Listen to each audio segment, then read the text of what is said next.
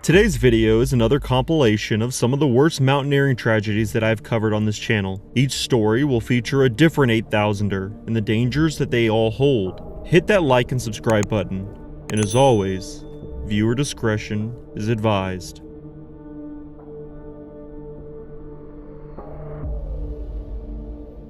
One does not simply wake up and have the ability to climb a mountain like K2. With the summit to death ratio of 4-to-1, it takes years and years of true mountaineering mastery to even consider a climb of the savage mountain. Hours of studying the best techniques, forcing your body to become acclimated with the brutal conditions, and a never give up attitude. Only a select few would be considered in this category, and Steve Untch was one of those few. Known for being an explorer that could put people at ease with his smile or loud laugh, Steve truly cared about every life. In 1994, Steve along with 3 other climbers would all travel to K2 in an attempt to summit, an expedition that would test Steve's character and forever alter his destiny.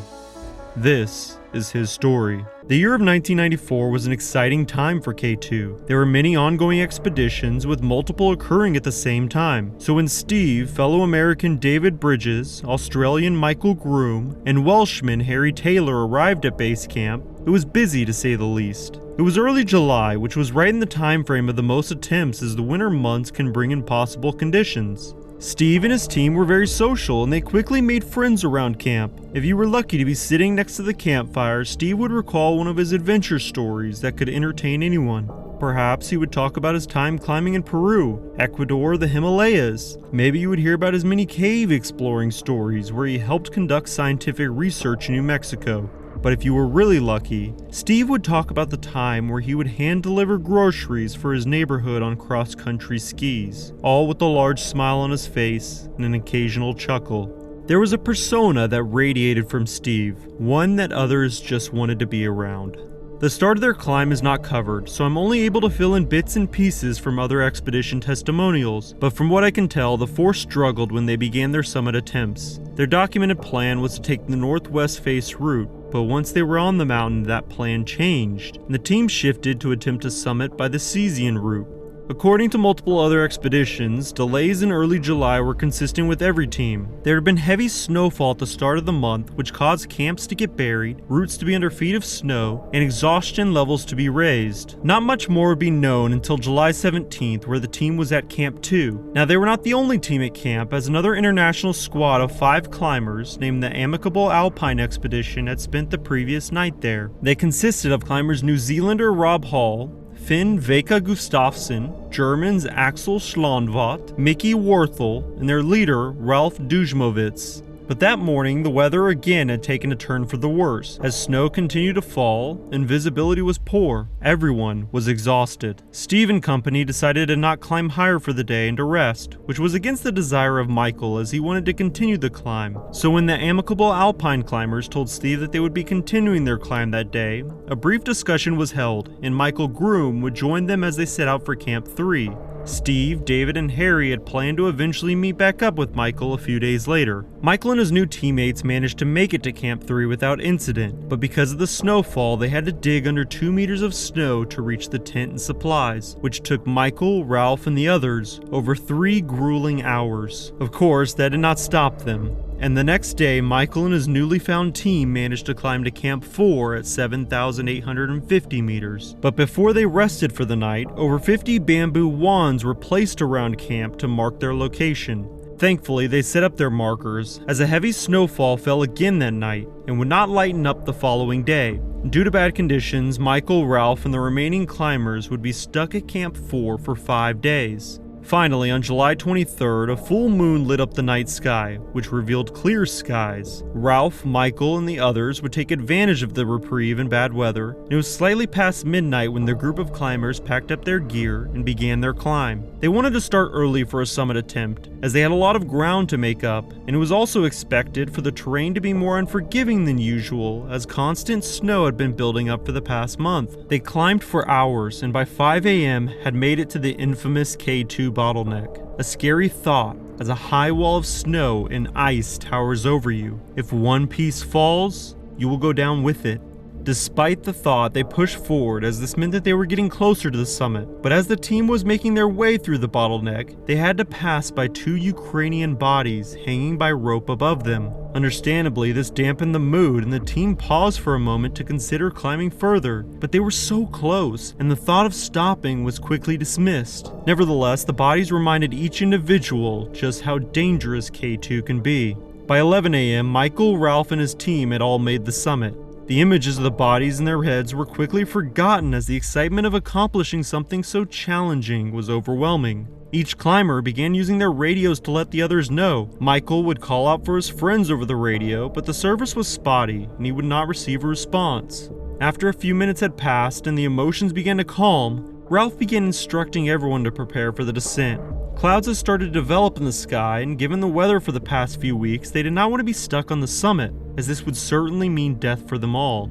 They descended fast, using precious energy. The clouds had brought more bad weather with them, and by the time the team had made it back to the Ukrainian bodies, they could not see due to the heavy snow. The team relied on a fixed rope leading them down the bottleneck, one foot after the other, praying that the large chunks of snow hanging above you don't fall. Ralph was leading and would stumble upon a 3rd Ukrainian body along the rope, and it was too much. Ralph was sick to his stomach. They couldn't see, they were exhausted, but they managed to make it to the shoulder of the bottleneck where they set up camp. The next day, the weather would lighten a bit, although the snow would continue to fall. This was just enough for Ralph to spot the bamboo sticks that they had erected on the way up, just about 50 meters away from where they had set up camp, a marker that may have just saved all of their lives. And within minutes, the team was packed and heading down the mountain.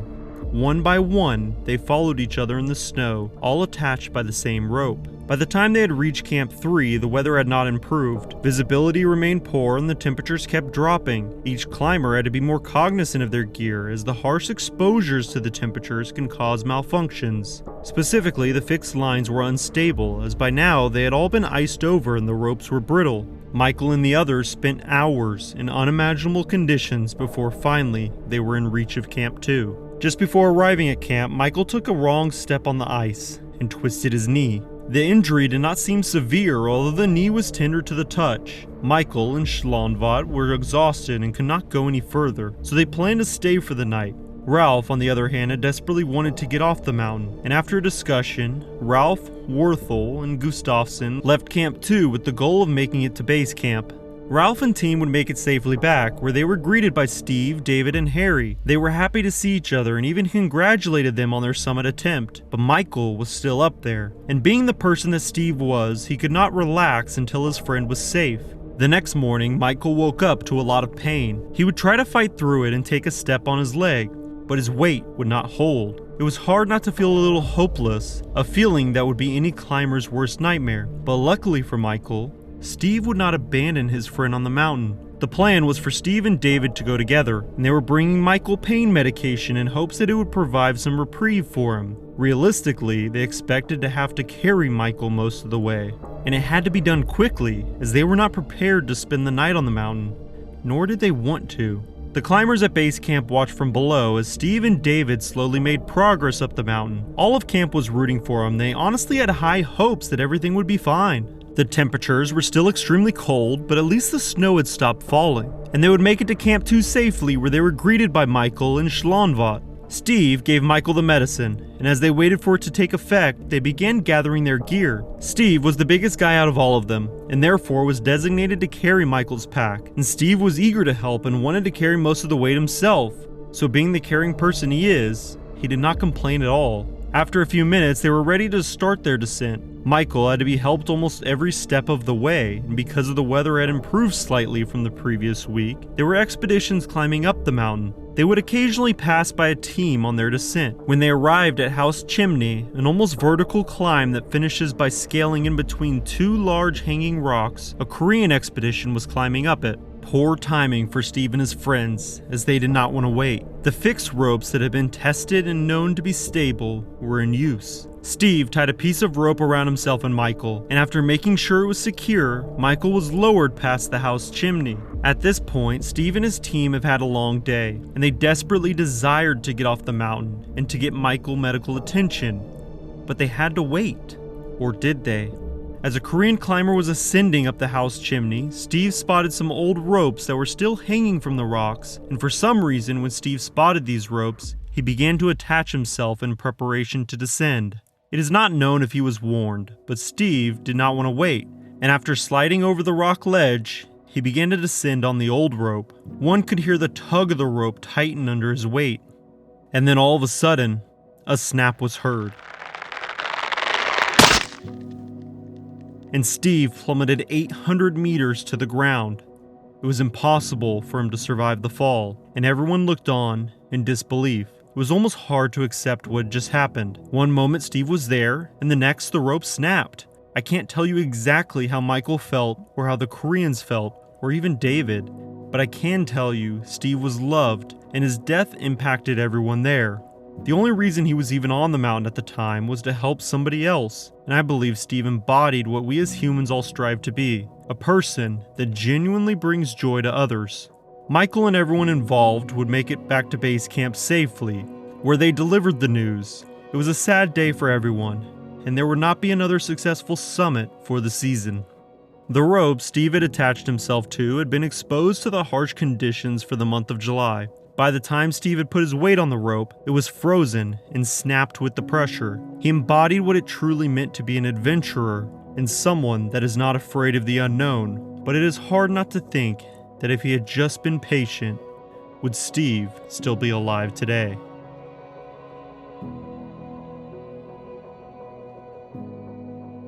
One more step, and Babu Chiri would be standing on the top of Mount Kangchenjunga. You could hear the snow crunch under his boots as his right leg moved first.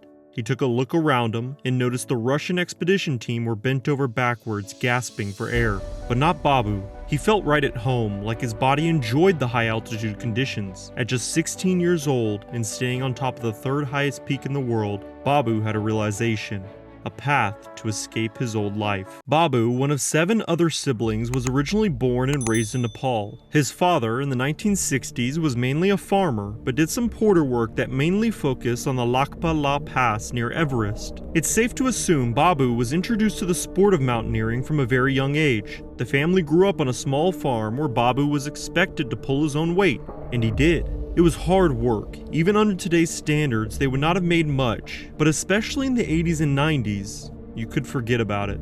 Babu took it upon himself to develop his own education and was very successful in this avenue. He eventually would learn to speak multiple different languages, such as English, Hindu, and of course Nepali, a skill that would prove to be very useful to a world-class Sherpa. Between 1985 to 2000, Babu would develop to be exactly that. Between 1990 and 1999, Babu would summit Everest a ridiculous 10 times. In 1995, he would summit Everest twice in a span of 2 weeks. The first person to ever successfully summit the mountain in the same month. In 1999, and at the peak of his ability, Babu would push himself to the limits and beyond what anyone deemed possible. Incredibly, he ended up spending 21 hours camping on the summit of Everest. Yes, the actual summit, without oxygen.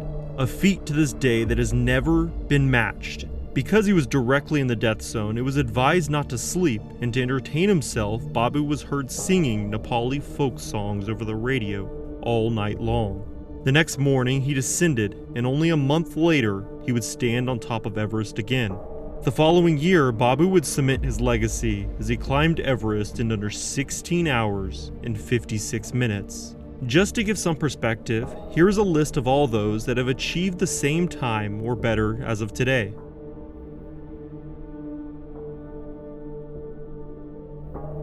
Yeah, that's right, it's just Babu, which goes to show just how difficult this task was.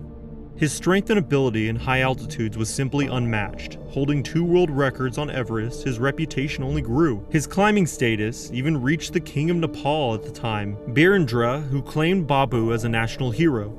In 2001, Babu mapped out a plan to traverse, turn around, and then return the same path from the Tibetan base camp to the Khumbu base camp. It is deemed too dangerous as the Khumbu base camp is facing ever-changing risks from the Khumbu glacier shifting. The route is littered with snow traps laying to capture its prey.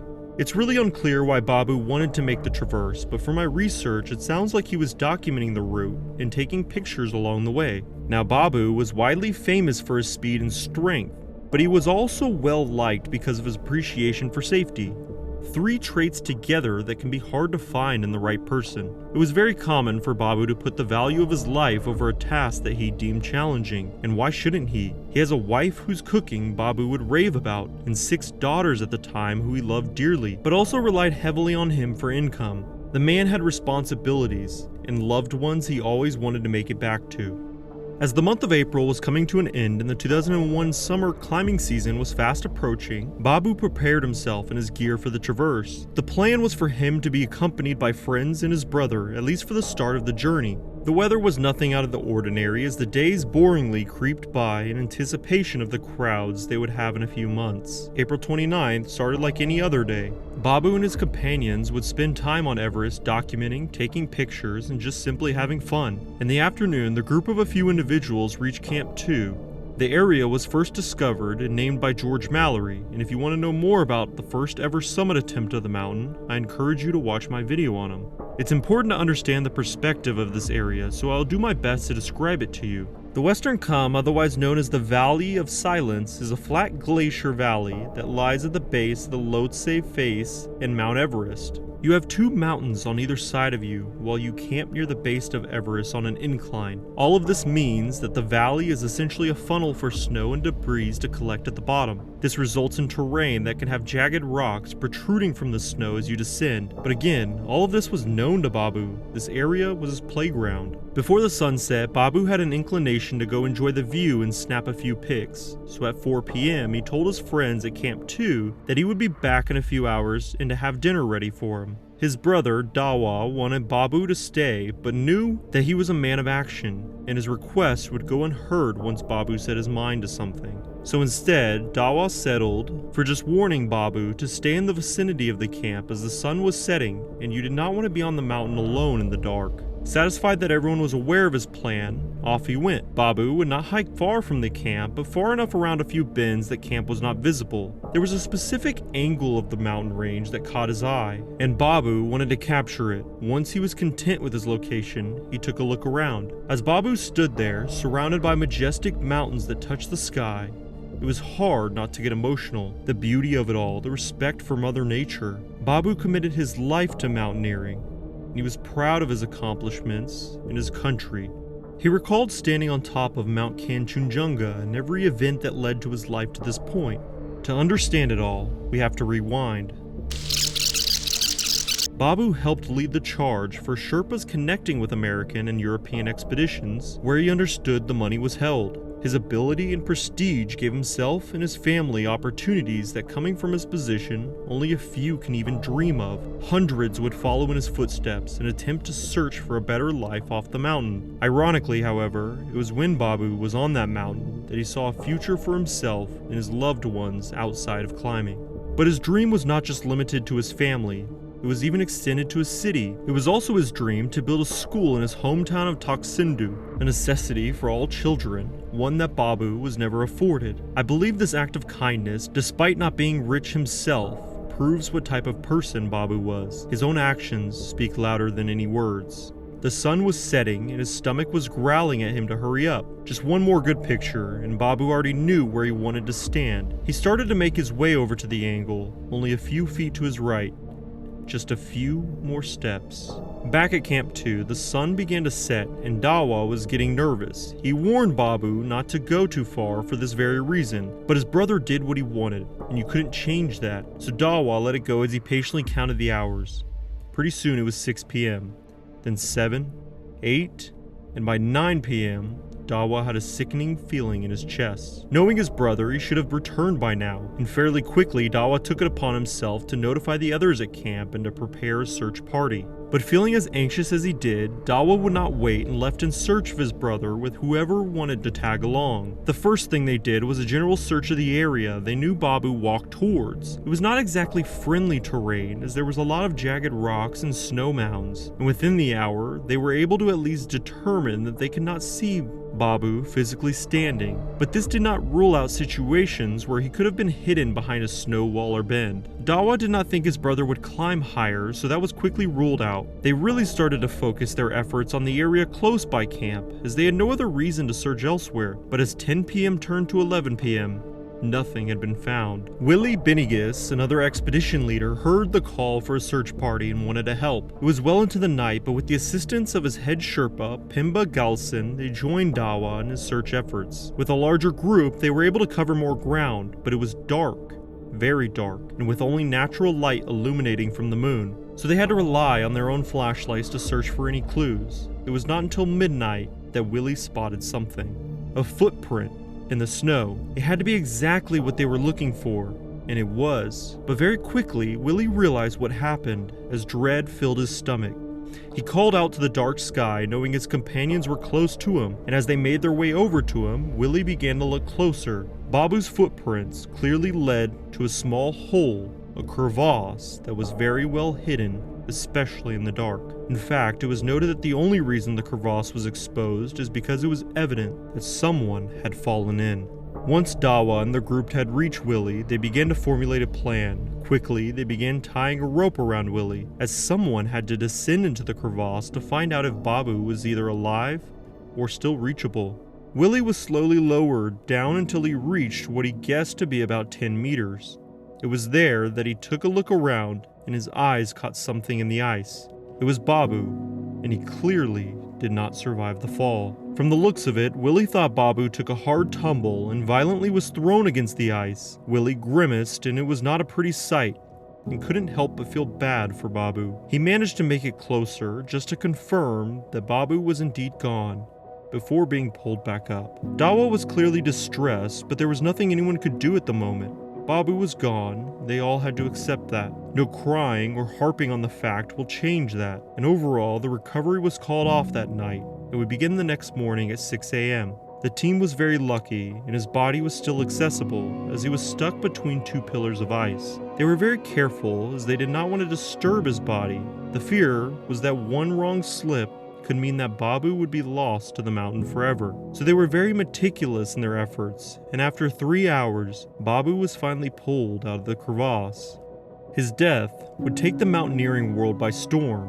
The news quickly reached the media and soon made national news around the world. Millions of tributes began pouring in their love and support for Babu. King Barendra of Nepal would send a message to the family that states Babu's demise has caused irreparable loss to the nation and to the mountaineering fraternity.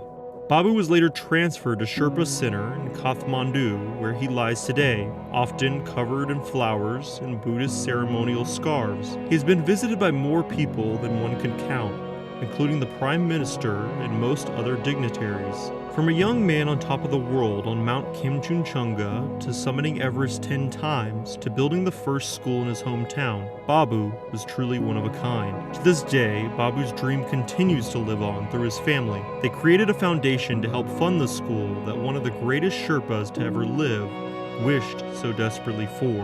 The link to the foundation will be included below so we can all be a part of a true mountaineering legacy.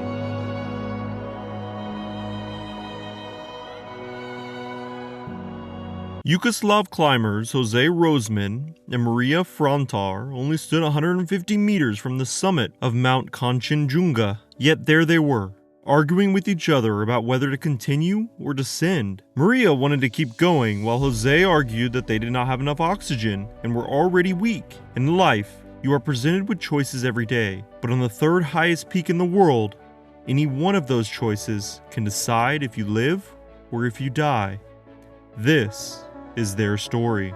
The Slovene Kangchenjunga expedition arrived at Mount Kangchenjunga in 1991 on April 12th. It would be one of the largest of the year, as they were composed of 11 Slovenian men, a Slovene woman, a Croatian man, and 2 Polish women. The goal would be to achieve several summits of the mountain from the west, an attempt of the east face of Kumbhakarna, and a new route on the southwest ridge of Kangchenjunga. The expedition worked in a buddy system, where you always had one other climber with you watching your back. This allowed them to move in smaller teams, which gave the expedition more freedom. For the most part though, the middle days of April were mainly spent setting up camps and preparing the route on the western flank. Viktor Grosselj and Stipe Bozic would be the first on Mount Kangchenjunga as they set up Camp 1 on April 15th at 6,200 meters. The same pair would also set up Camp 2 at 6,750 meters on April 20th. After establishing the two camps, Victor and Stipe returned to the base camp to rest and prepare for a summit attempt, as they would be the first ones to try. The team couldn't help but notice the clear weather as they climbed, but with that being said, there had been particularly strong winds since they arrived. So strong, in fact, that many climbers had to take shelter from its brutality if they were not actively moving. Otherwise, their chances of frostbite were much higher.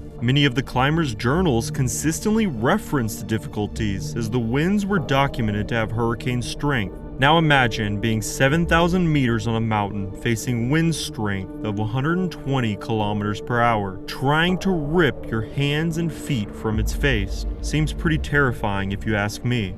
Jose, Maria, and another duo climbed to Camp 2 after it was established with the plan of going further, and on April 22nd, they successfully erected Camp 3 at 7,250 meters. Exhausted and spent, the four would return to base camp to rest and eventually try for a summit attempt themselves. Victor and Stipe were back at base camp when they heard about Camp 3 being successfully pitched. The anticipation was building for the two as their summit day inched closer and closer. After resting for 5 days and feeling completely rejuvenated, Victor and Stipe would begin their climb on Mount Kangchenjunga. They left base camp on April 25th. It took several days, but they eventually made it to Camp 3 safely, but as soon as they arrived, the weather prevented them from moving forward as it began to snow. After spending the night at Camp 3 though, they did not want to wait any longer, and so with the help of a Sherpa, the three climbers spent most of the day grueling up the mountain, and on April 30th, their efforts were rewarded when they successfully established Camp 4 at 7,600 meters. Luckily, the weather on May 1st was perfect, and the three climbers successfully summited Mount Kangchenjunga at 1:30 p.m., marking the summit to be Victor Grogel's 9th 8,000er. They all congratulated each other with proud smiles, but they knew the drill: enjoy the summit quickly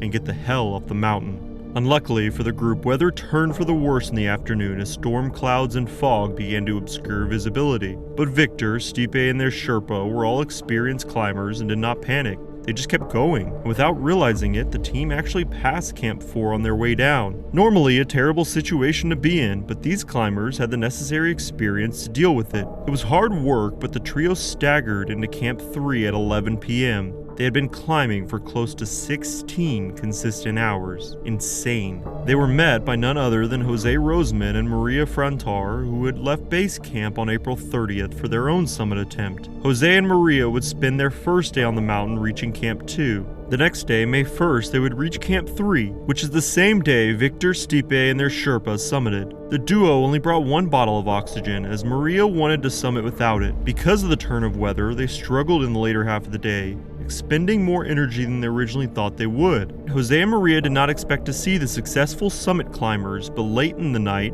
they walked into camp, barely able to function properly. Once fed and warm, they were eager to share their success, the route conditions, and where not to go. Jose and Maria ate this information up as they gladly accepted any help with their own summit attempts. Everyone rested that night with the anticipation of another big day. Victor and Stipe would return to base camp the next morning on May 2nd, successful, while Jose and Maria would continue on to Camp 4. They would successfully reach the camp later that day. They rested that night, and the plan was to be climbing for the summit by 10 a.m. the next morning. Now, the duo actually never radioed when they left Camp 4, so it is impossible for us to know the exact time that they left, but the others at base camp started to be worried from what they were beginning to see.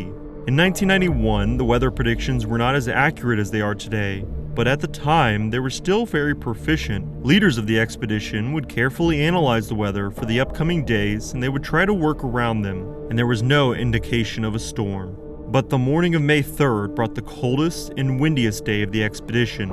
Storm clouds from the west began to appear on the horizon. It was the worst possible timing for Jose and Maria, as they were sitting at 7,600 meters. Whether they ignored the signs or just didn't know, it's impossible to tell because again, the duo did not radio to base camp that they had left for the summit.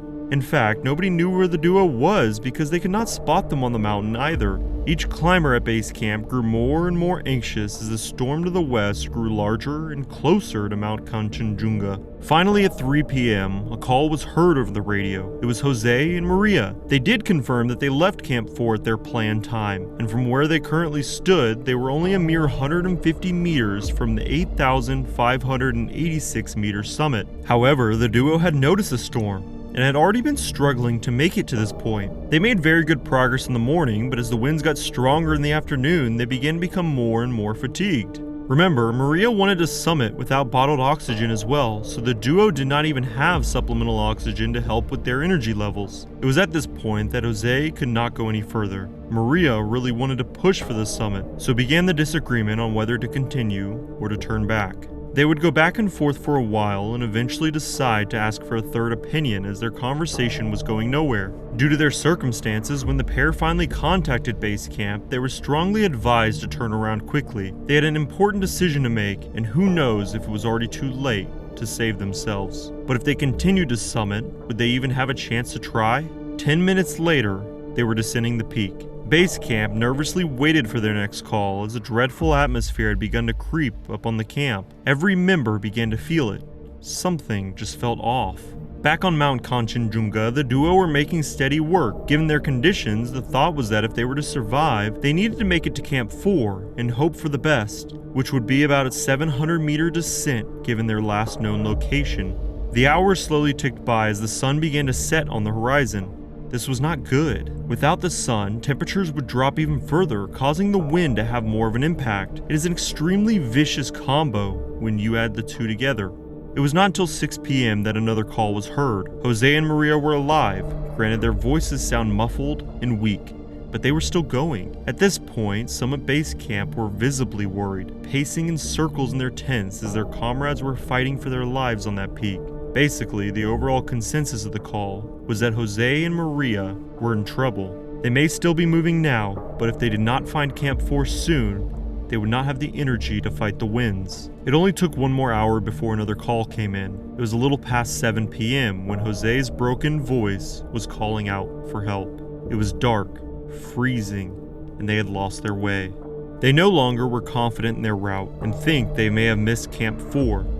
A broken voice trying to compete against the howling of the wind. There was nothing anyone at base camp could do.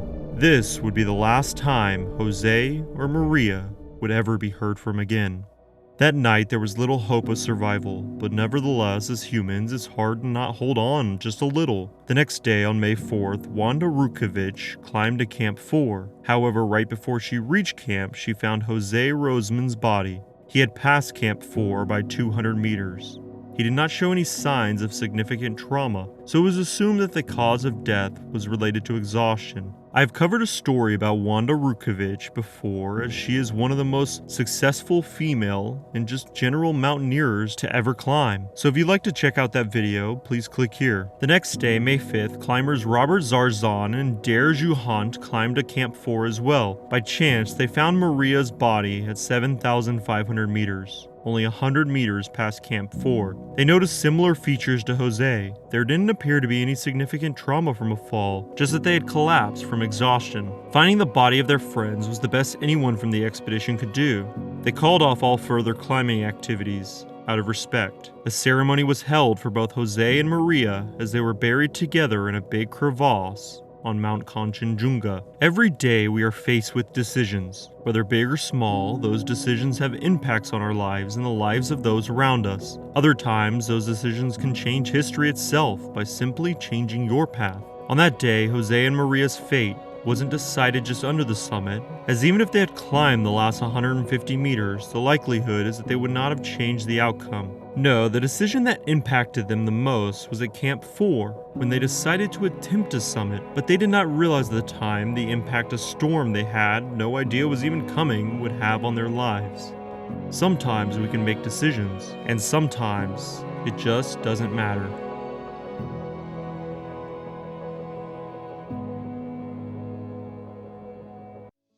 Dhaulagiri.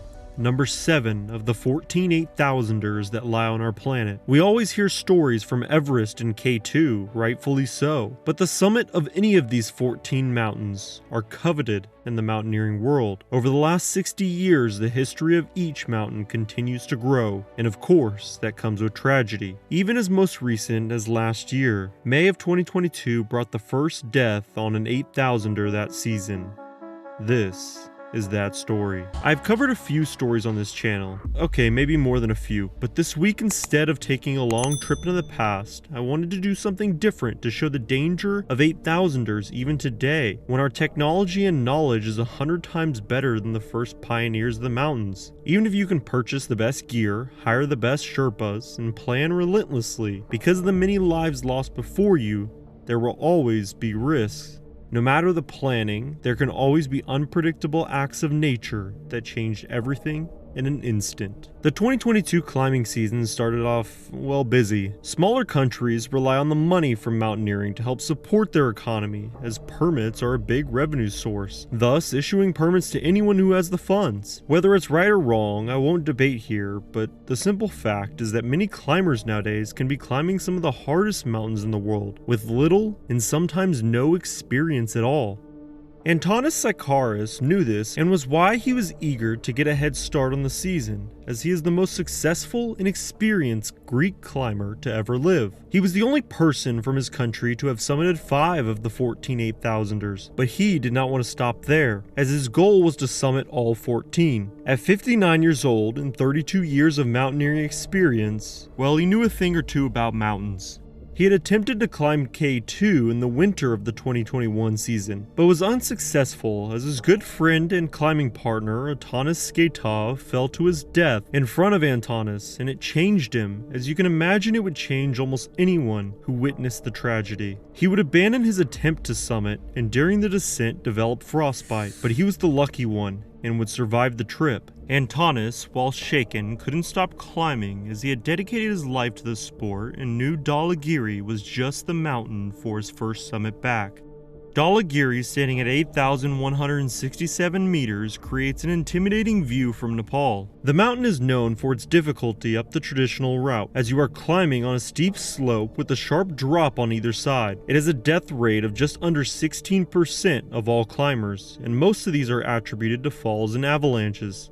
As similar to all 8,000ers, the weather is unpredictable to say the least. All this makes it one of the more technical and dangerous mountains on the traditional route, and is not as heavily trafficked as mountains such as Everest, which is a good thing, as a long line of climbers on a steep slope with falls of hundreds of feet to either side. Yeah, no thanks. The south face of Dhaulagiri is one of the last few pinnacles of the climbing world, as it has never been summited from. It is considered one of the most impressive faces in the mountaineering world, and there have been many attempts to scale it. Some have even come close, such as Tamza Humar's attempt in 1999, where he was just a few hundred meters under the summit but had to descend. It is 4,000 meters of a broad concavity and steep wall that has huge seracs leaning over you the entire climb. There are other routes that climb through areas on the south face, but an entire attempt of just that side of the mountain remains uncompleted to this day. All of these were reasons that attracted Antonis to Dhaulagiri, although he would be climbing up the traditional northern route. Antonis, along with Dawa Sherpa, would be making the summit attempt in April, and would arrive in Nepal early in the year and began the week-long trip to base camp. They would begin training and acclimating their bodies to the altitude. This is usually done by climbing the mountain, spending a few days at higher altitudes, and then descending back to base camp to recharge. During an acclimatization trip on Thursday, April 7th, another group that was on the mountain would meet with Antonis and Dawa at Camp 2 and offer for them to join them on their push to the summit. But Antonis would decline as he felt his body was not fully acclimated to the environment yet. Antonis and Dawa would descend back to base camp the following day. Antonis would consult his friend and meteorologist Kostas Gabriel, who was monitoring the weather on the mountain for the pair. He would inform Antonis that clear skies were expected for the next few days, and actually, the 11th or Monday would be the best day to summit. After receiving the news, Antonis began preparing for a summit attempt, after he had just admitted he was not fully ready a day prior. Typically, a climber would rest a few days at base camp after a rotation, but because of the weather forecast, Antonis and Dawa would only have one day of rest before they made their attempt. Dawa, Sherpa, and Antanas set out from base camp on April 9th, and after 12 hours of climbing, they would reach Camp 2 at 6,350 meters. They had their challenges, as there was heavy snow, and it was a technical climb, but this wasn't anything the pair was not expecting. Oh yeah, remember that group that was on the mountain? They did reach the summit, on the same day that Antanas and Dawa reached Camp 2. On April 10th, they would again climb for 11 hours and reach Camp 3 at 7,329 meters, the last camp before the final summit push. Similar to other mountains, on summit day, climbers typically leave in the early hours in the morning or late at night so that they can reach the summit before it is too late in the day, as descending in the dark is a death sentence. On Dhaulagiri, it is an 8-hour climb to the summit from Camp 3. And a 10-hour descent, which is why Antanas and Dawa were planning on leaving late at night on the 10th. The only other group on the mountain had just made it to base camp after summiting, leaving Antanas and Dawa as the only two humans on the 8,000er. The weather was great on the 11th, as expected, but Antanas was starting to feel the effects of climbing, as he wasn't fully rested in his own admission of not being fully prepared. His breath was labored, as he slowly followed Dawa Sherpa through the thick snow. They had made good progress through the night, and as the orange glow of the sun reflected off the snow, they were getting closer and closer to the summit. After hours of climbing, Antanas had only gotten worse as they had entered the death zone, or above 8,000 meters, as the oxygen in the air is only a third of normal sea level, making it more difficult to complete even simple tasks, much less climb mountains. Even so, they trekked on, and at 12:50 Nepal time, Dawa Sherpa and Antanas took the final steps to reach the summit of Dhaulagiri, only 1 year after his attempt of the Savage Mountain and losing a dear friend. Antanas' words, as he stood on top of the mountain, are the only suitable description of his emotions. He would dedicate the summit to all Greeks, and to his granddaughter, Irida.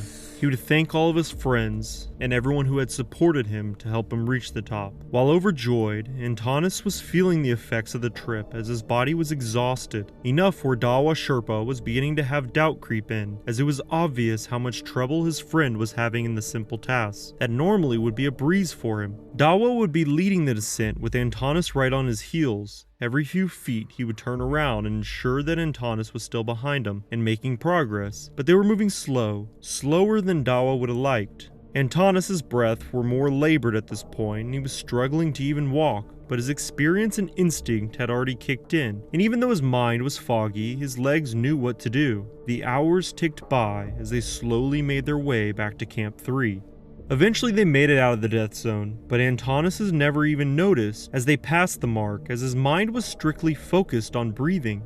15 grueling hours went by, well past the normal 10-hour descent to Camp 3. The sun had set a long time ago. In fact, it was already early morning, yet Dawa and Antanas continued their slow pace. Antanas was no longer there mentally and physically, and it was around 4 a.m. during their descent when Dawa turned his head to check on his partner, and he saw his friend collapse into the slope of the mountain. Dawa Sherpa immediately made his way over to Antanas, but could hardly get any movement from his partner. It is not clear what Dawa's next actions were, but he was able to carry Antanas down to Camp 3. His condition would only worsen during the descent, and by the time they were in the thin tent situated on the side of the mountain, Antanas was barely holding on. It would only take a few hours, but at age 59, Antanas would pass away as Greece's most successful climber. A lack of oxygen, mental and physical exhaustion, or altitude sickness would eventually be ruled the cause of his death. Dawa would be stranded at Camp 3, but would radio down to base camp where a rescue team would be put together to help him off the mountain and retrieve Antanas' body. It would take another couple of days before the rescue team would reach Dawa at Camp 3, where they would eventually wrap Antanas and begin the descent. The rescue team would be with Dawa and Antanas the entire way down the mountain and off Dhaulagiri. It would be an understatement to say it was a tough loss on the mountaineering community, and of course, Greek climbers everywhere. While this story does not have an intense fall, bad weather conditions, or a freak accident, I thought it was an important one to tell, as it represents that trusting your body is always the right call, and even the air on an 8,000er can kill you.